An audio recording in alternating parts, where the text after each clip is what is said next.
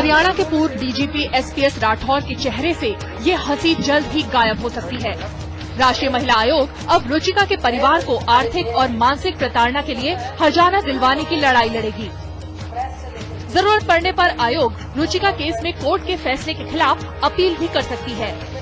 Our options are open always, and NCW is for that we ourselves we have the civil rights, so we can have our own inquiry, we can move to the court. All options are. उधर करीब 2 दशक तक रुचिका की लड़ाई लड़ती रही उसकी दोस्त आराधना भी इस फैसले पर चुप बैठने के मूड में नहीं है। रुचिका को इंसाफ दिलाने के लिए उसके दोस्तों का साथ महिला संगठनों ने भी देना शुरू कर दिया है। उसे तो यही लगता है कि आने वाले दिन राठौर के लिए सुकून भरे तो साबित नहीं होंगे।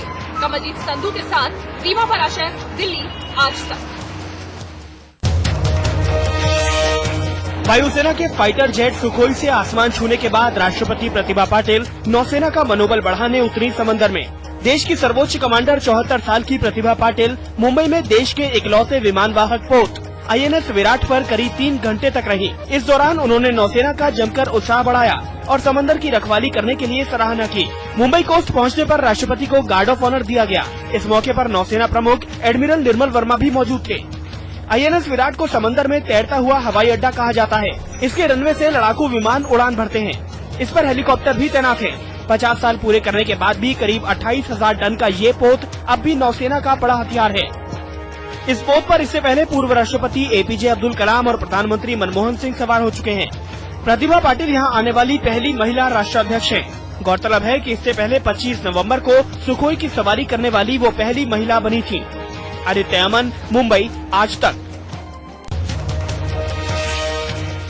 भारत श्रीलंका के बीच वनडे सीरीज का चौथा पड़ाव पहुंच गया है कोलकाता। गुरुवार को ईडन गार्डन मैदान में करीब 1 लाख दर्शकों के बीच जब टीम इंडिया मैदान संभालेगी तो उसके सामने सिर्फ एक ही लक्ष्य होगा, मैच जीतकर सीरीज पर कब्जा, क्योंकि 5 मैचों की सीरीज में भारत 2-1 से आगे और ईडन गार्डन की जीत का मतलब होगा 3-1 की अजेय बढ़त।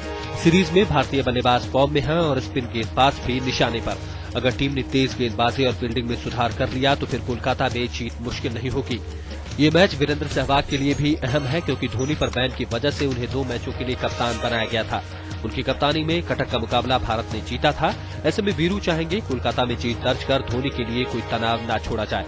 वीरेंद्र सहवाग कोलकाता में खेल रहे हैं और उनके पास एक मौका है एक दादागिरी भरी पारी खेलने का और टीम को एक जबरदस्त जीत दिलाकर अपने गुरु को गुरु दक्षिणा देने का। कैमरामैन दीपक कुमार के साथ समीप राजगुरु, ईडन गार्डन्स, कोलकाता, आज तक। तूफान में फंसे एक हवाई जहाज के करीब 150 मुसाफिर बाल बाल बच गए। जमैका जा रहे अमेरिकी एयरलाइन के इस विमान के किंगस्टन में लैंडिंग के वक्त कई टुकड़े हो गए। इस भयानक हादसे में कई लोग घायल हुए, लेकिन यात्रियों का सही सलामत बचना किसी चमत्कार से कम नहीं। अमेरिकी एयरलाइन का ये विमान फ्लाइट 311 अमेरिका के मियामी से जमैका के किंगस्टन के लिए उड़ा था।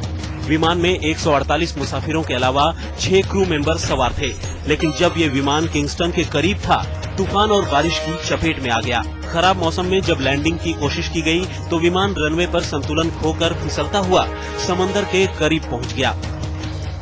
हादसे में प्लेन का ईंधन टैंक, एक इंजन टूटकर अलग हो गया और लैंडिंग गियर भी नष्ट हो गया। कई मुसाफिरों को गंभीर चोट लगी, लेकिन सारे यात्रियों को सही सलामत उतार दिया गया। आज तक ब्यूरो।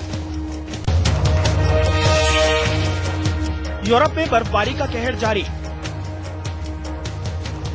100 से ज्यादा की ठंड से मौत।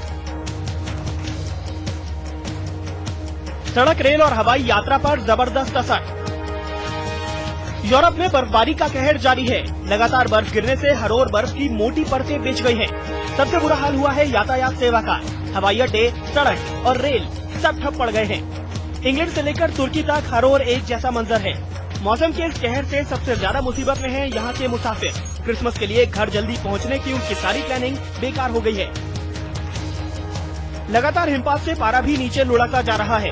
पोलैंड में तो पारा 0 से 20 डिग्री तक नीचे चला गया। सड़कों पर भी जगह जगह ट्रैफिक जैम और हादसों पर हादसे हो रहे हैं।